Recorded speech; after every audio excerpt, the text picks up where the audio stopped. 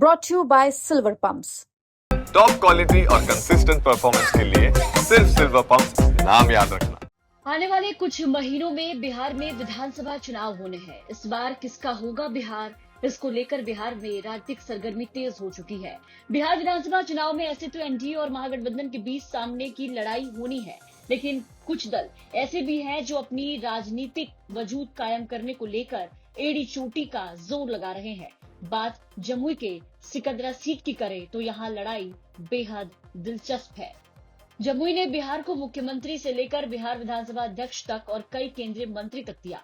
जमुई में विधानसभा की 4 सीटें हैं, इसमें सिकंदरा सुरक्षित सीट पर इस बार मुकाबला काफी दिलचस्प होने की संभावना है। फिलहाल ये सीट एनडीए के कब्जे में है। केंद्रीय मंत्री जीतन राम मांझी की पार्टी हम का इस सीट पर कब्जा है। हम के प्रफुल्ल मांझी सिकंदरा से विधायक है, लेकिन क्या इस बार दोबारा वो विधानसभा के दरवाजे पर दस्तक दे पाएंगे या फिर होगा नया खेल? राजनीतिक दृष्टिकोण से भी सिकंदरा विधानसभा क्षेत्र काफी चर्चित विधानसभा बताया जाता है। एक बहुत ही रोचक तथ्य सिकंदरा विधानसभा क्षेत्र से जुड़ा है, जिसे सुनकर आप दंग रह जाएंगे।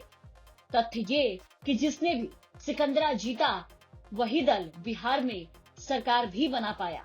1952 से लेकर 2020 के विधानसभा चुनाव तक बिहार में न जाने कितने रिकॉर्ड बने और टूटे। 68 सालों के चुनावी इतिहास में एक ऐसा सहयोग जमुई जिला के सिकंदरा विधानसभा से जुड़ा रहा, जो यहाँ के मतदाताओं की राजनीतिक परिपक्वता को साबित करता है। पिछले 3 साल के चुनाव परिणाम की अगर बात करें तो साल 2010 में यहाँ से जेडीयू के रामेश्वर पासवान ने जीत दर्ज की थी और एलजेपी के सुभाष चंद्र बोस को हार का सामना करना पड़ा था। साल 2015 के चुनाव परिणाम की अगर बात करें तो यहाँ से कांग्रेस के उम्मीदवार बंटी चौधरी ने जीत दर्ज की थी और यहाँ से लोक जनशक्ति पार्टी के उम्मीदवार सुभाष चंद्र को हार का मुंह देखना पड़ा।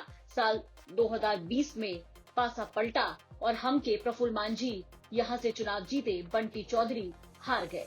सिकंदरा विधानसभा की कुल जनसंख्या की अगर बात करें तो कुल जनसंख्या करीब 5,07,356 है, जिसमें से 2,62,875 पुरुष और 2,44,481 महिला शामिल है। अगर सिकंदरा विधानसभा में संभावित उम्मीदवारों के नाम की बात करें तो सबसे ज्यादा चर्चा फिलहाल चिराग पासवान की हो रही है। चिराग पासवान के चुनाव नहीं लड़ने की स्थिति में वर्तमान में हम से विधायक प्रफुल्ल मांझी एनडीए के उम्मीदवार हो सकते हैं। अगर ये सीट हम के खाते में गई तो महागठबंधन की ओर से कांग्रेस की दावेदारी यहाँ पर प्रबल मानी जा रही है।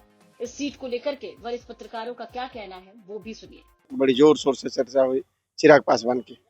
केंद्रीय मंत्री चिराग पासवान सिकंदरा आ सकते हैं, तो अगर वो आते हैं तो फिर फिजा कुछ और होगी। बड़ा चेहरा है, बड़ा नाम है, यहाँ से 2 बार सांसद रह चुके हैं, अभी उनके बहनोई यहाँ से सांसद हैं, तो लड़ाई दमदार होगी यहाँ उनके आने से।